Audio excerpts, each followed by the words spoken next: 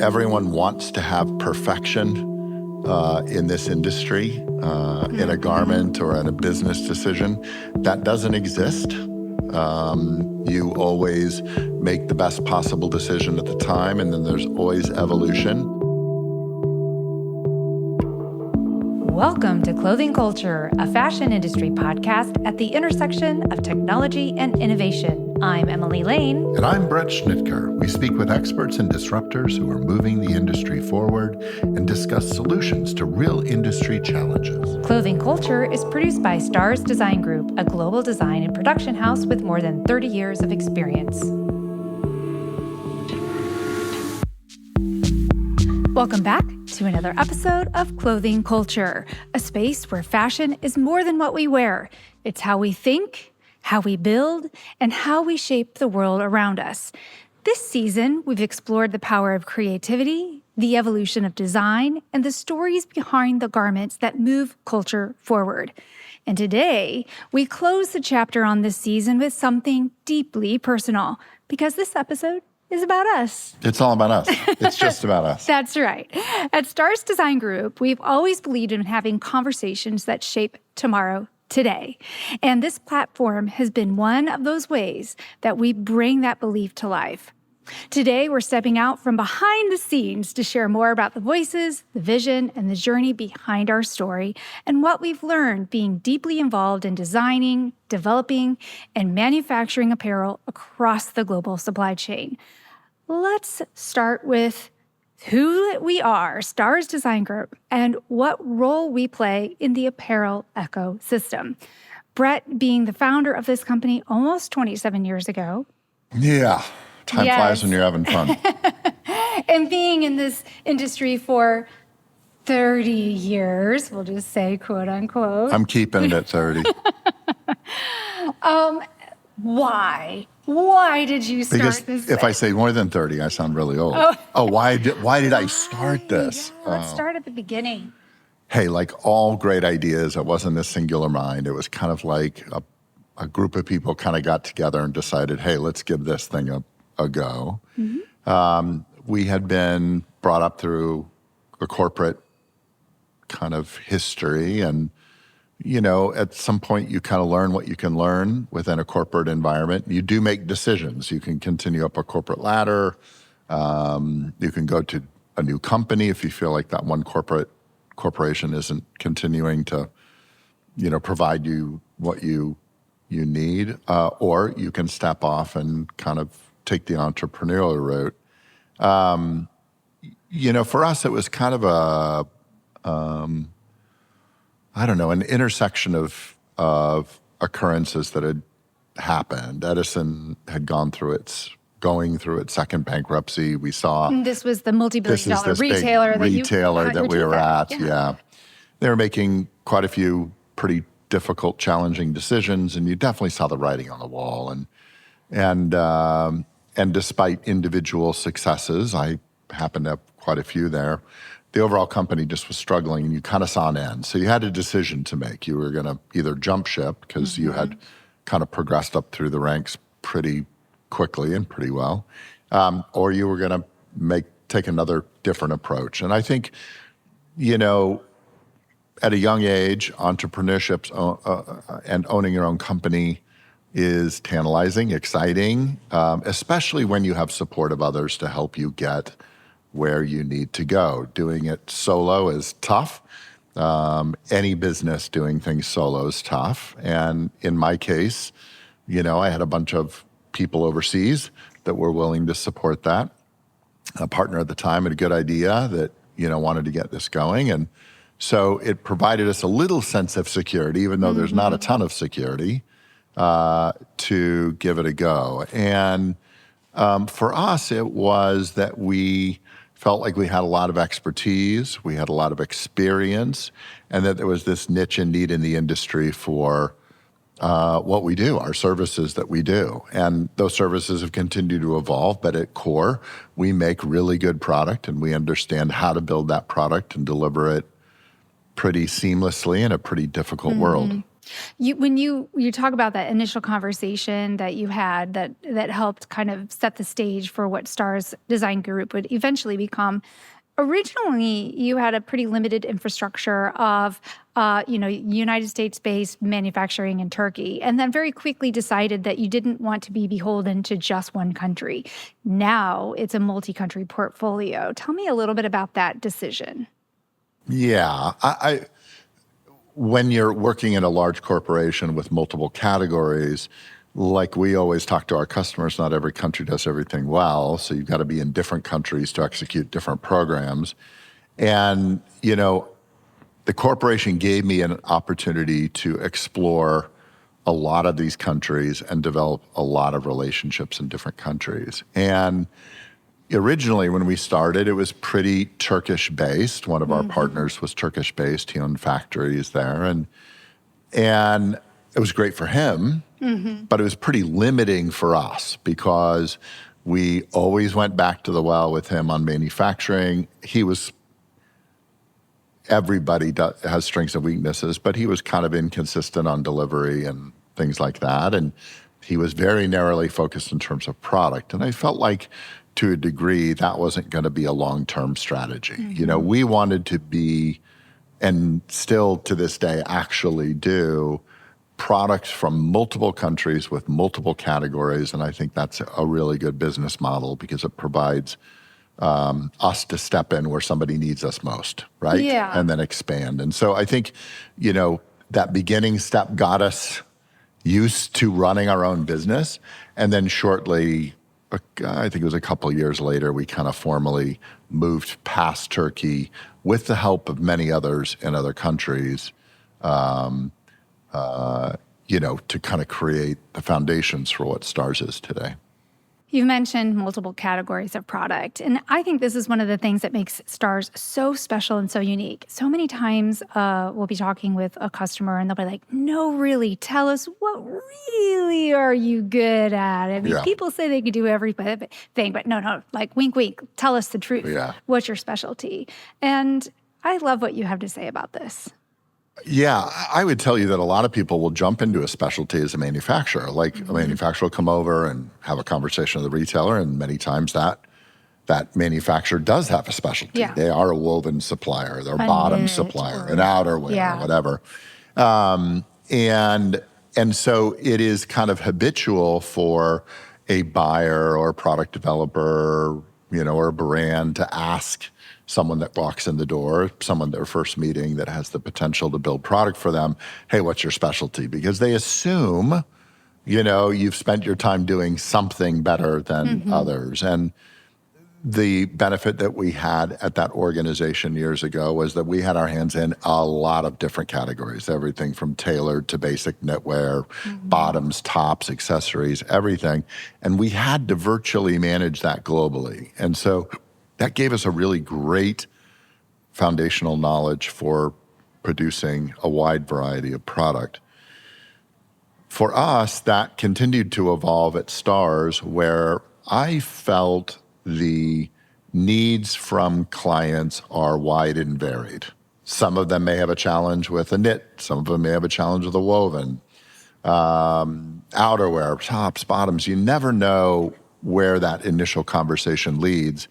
And in most successful businesses, of course, they have lots of producers, manufacturers that do a pretty good job, right? The wheels aren't falling off everywhere. You wouldn't have a company. And so they typically have this portfolio of good, bad, and ugly. They've got great manufacturers doing a great job. They've got okay. They've got kind of ones that they kind of deal with because they might have a great price or some kind of a niche. And then they got problem children. And if you can step in, if you can be competent at a wide variety of product and you can step in where that challenge is, overcome the challenge, do a great job, you do have the potential to move horizontally through an organization because you have the ability to do a wide variety of product. It falls in line with the needs of a brand typically because they want their product to look like it's kind of all made from one person, right? Same DNA, same thought process, similar hand feel, great quality, things like that. And so if you can understand their DNA effectively, overcome the challenge, and then get opportunities in different parts of their business, as challenges arise or as you've earned your way, Yes. right? Then both parties win. Okay, so you talk about where the wheels are falling off, the good, bad, the ugly, the problems that are happening. Let's talk a little bit about some of those case studies. Like, what are the kinds of things, problems that companies have come and said, I need help with this. I don't understand what's going on, but I've got a problem. Boy, it has been wide 27 and years? varied. Yeah, I imagine. Early in the career, it was a 500,000 unit program that was built from an Ottoman stitch polo program. And it was built for the outdoor, for a large golf company. And the head of sourcing came and said, hey, we've got all sorts of fading issues and shrinkage issues. And that was pretty easy to fix. One, Ottoman does have a shrinkage issue, but you can fabric compact, you can panel compact, and those things reduce shrinkage. So that was a pretty easy fix. But the fading issue was a little bit more complex. All of the garments and many cotton garments today use a thing called reactive dye stuffs. Reactive dye stuffs, Achilles heel is sunlight. It fades to sunlight over time. And there's a wide variety of dye stuffs in the market. Everyone thinks, oh, reactive dye stuff. Somebody go pull my reactive dye stuffs off the shelf. There's domestic in-country dye stuffs, China, India. There's great European dye stuffs. There's a wide range. So some of them are more stable than others. Some of them are more expensive than others. Some of them are less expensive. She was challenged with perhaps a medium quality that was where the garments were fading because these customers were in the sun all the time. So based upon our experience, we knew that in addition to dye stuffs, there are specific additives that you can go in and you can place additives into dye stuffs to create or overcome instability. And in this case, we added this product called Seba FN into the dye stuffs. And what that does is it creates a more stable dye stuff against sunlight. And that greatly improved the product for her. But my gosh, it has been all over the place, overcoming technical challenges, creating outerwear garments that can slide 150 feet across asphalt without falling apart. I mean, yeah, that's kind of interesting.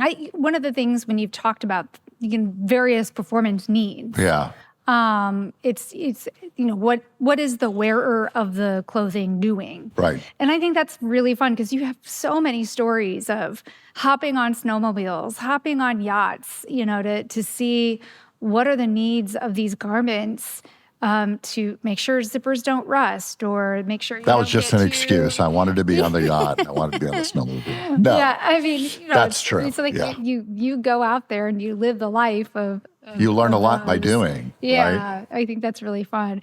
You've had, you had a very large brand, an iconic American brand, reach out once because they were having a fabric challenge. I think in the end, they ended up having to dump. What was going on there?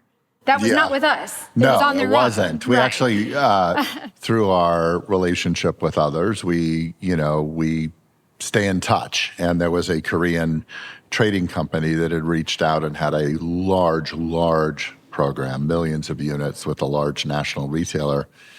And in our industry, you want to make sure that when you're knitting a particular fabric, that you're knitting it correctly to ensure you don't have a thing called seam slippage. The fabric kind of moves, and when you're attaching it and assembling it in a seam, if there's a lot of movement in a fabric, and it can be both woven and knit, if the yarns in the fabric move to a particular degree, that can come unraveled at the seam. That's the best way I can explain it. And so they had actually, purchased a nominated fabric from this big retailer's portfolio. They were the CM factory, the factory that would assemble the garments. And as they assembled them and started doing tests, they found out they had horrible seam slippage and things were coming apart at the seams. So they called kind of rather frantically because they had locked, when fabric comes into a factory and it's an order that big, you have blocked production for many, many lines for quite some long time. And Yeah. if your entire fabric inventory that's supposed to go into that line is problematic, you have just lost a ton of money every day because those Everybody's lines aren't lost moving. out. Yes. And so it was a rather panicked call. And so we worked through different opportunities about compacting and figuring it out. But in the end, after I saw the fabric, it literally wasn't salvageable. Oh, that's It was such a just shame. knitted incorrectly. And I suggested that the only way to do that is to remake the fabric correctly. Long story short, interestingly enough, and of course we won't mention the brand, they accepted the fabric and rolled that out to retail. So I don't know. Don't know how that You don't know how that shook ended up. out, but Yeah. it was my not a gosh. wonderful solution. Fit is one of those things that, companies can come, they're having a challenge with, inconsistency of fit. Or I remember even a program that you've talked about where, it was a very low rise on the back that was a problem that you got to solve. Yeah, that was, it was a tactical company, and that company was pretty mobile. They would crouch down, they would move around. There were a lot of these elements, and that was really more of a pattern issue. And they knew it. They knew they had an issue. Yeah. The notorious plumber's crack or Hilton view, whatever you want to do, luxury point of view on it. It's the same result, but they knew they had an issue. And so with technology and certainly our partners like Browseware, we were able, and Alvanon, we were able to recreate the pattern and balance the pattern effectively. Our teams were. And put that into a 3D space, put their pattern on the left, put a new balanced pattern on the right, take and move the avatar, put it into a position, and it showed the fix. Yeah. And so we get all the time different challenges. And it's, you're right, it's fabric, it's dyeing, it's fit, it's meeting price point. It's What's one that you're most proud of over the last 27 years? One that was like maybe the trickiest. You're like, we did it. We know everything. Yeah. I don't think I've ever said we know everything. I've always said we're on a continual journey. I think there've been a lot of moments where I feel really proud. We had a very large heritage company that we produced for almost 20 years. And I think I was most proud of the moments of a long relationship together, solving problems every day on a multitude of products where the garments were certainly fashionable, but every individual garment had to meet some pretty high level of performance standards.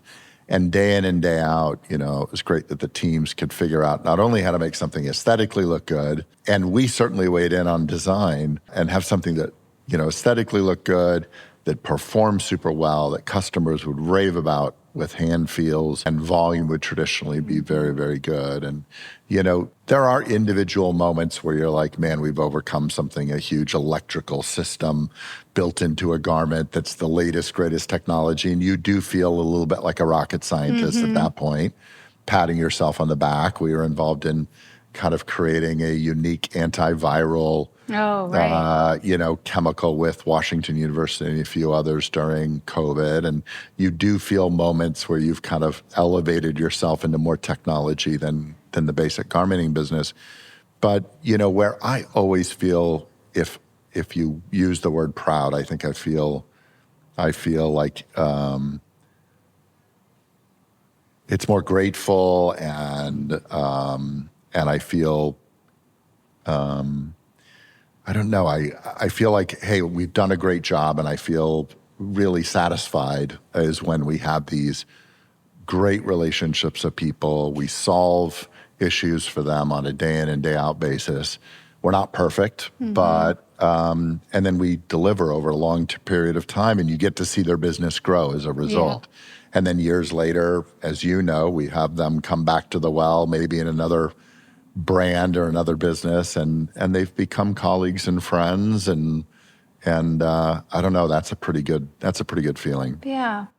We started Clothing Culture, gosh, now that we can say that we're 5 complete seasons, and of course already mapping out season 6 as a way to really share expertise and information, which is, so needed in our space. And it's been really wonderful to see it so widely adopted around the world through all facets of our industry. Schools are using it to share education, and it's just a really a wonderful thing.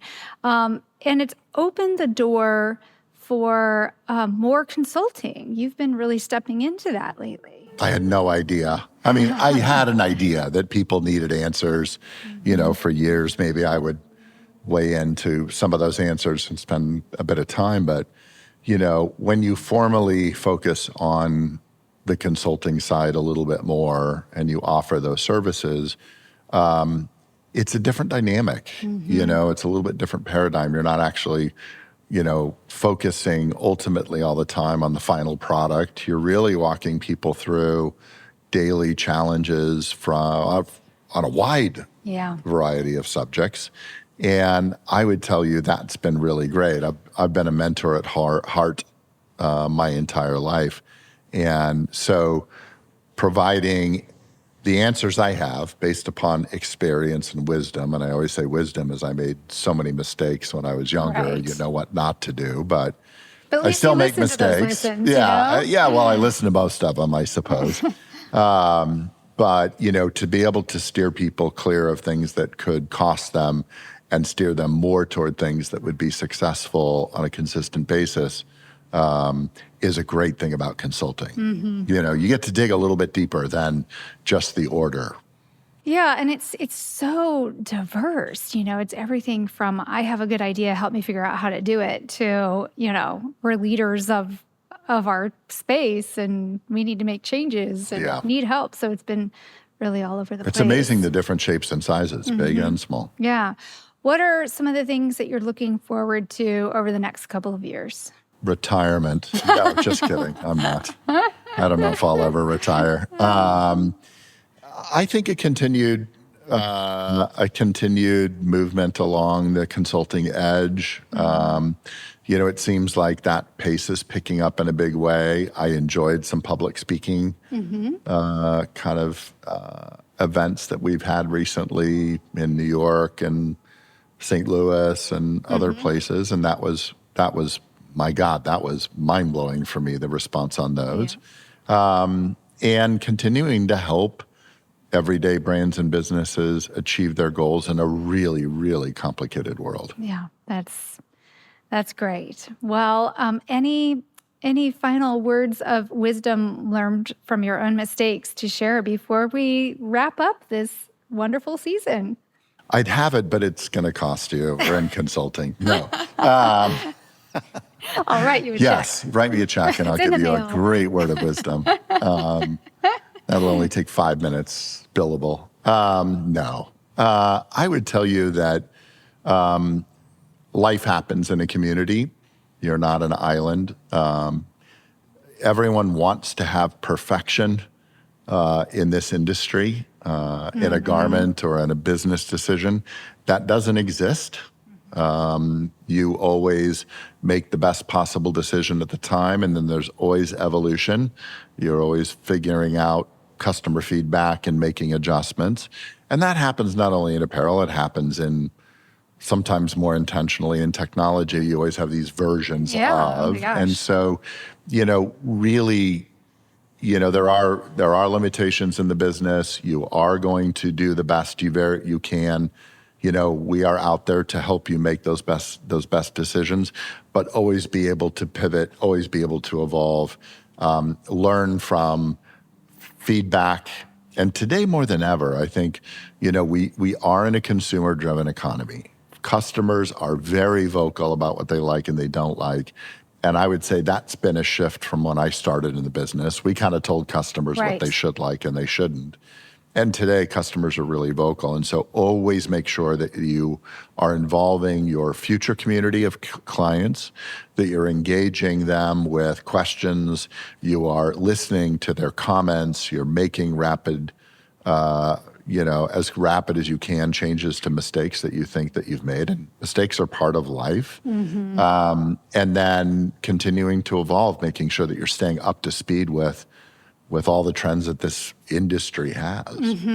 And just understanding the landscape of things, which is changing every day. It is. And we do help with that. We do have a weekly a drop of a clothing brief where we share some of the most current news of what's happening in our space. So when it comes to things like geopolitical information, tariffs, you name it, we're having the conversation so that you're staying apprised of what's happening. So even as we take a pause in between season 5 and 6, we'll be keeping a regular touch base with you on Clothing Brief. And if there's anything that you're interested in learning in season 6, please reach out. And of course, at Stars Design Group, if we can solve any problems for you, we're here for you. So thank you for joining us. Don't forget to subscribe to stay apprised of season 6 and upcoming conversations.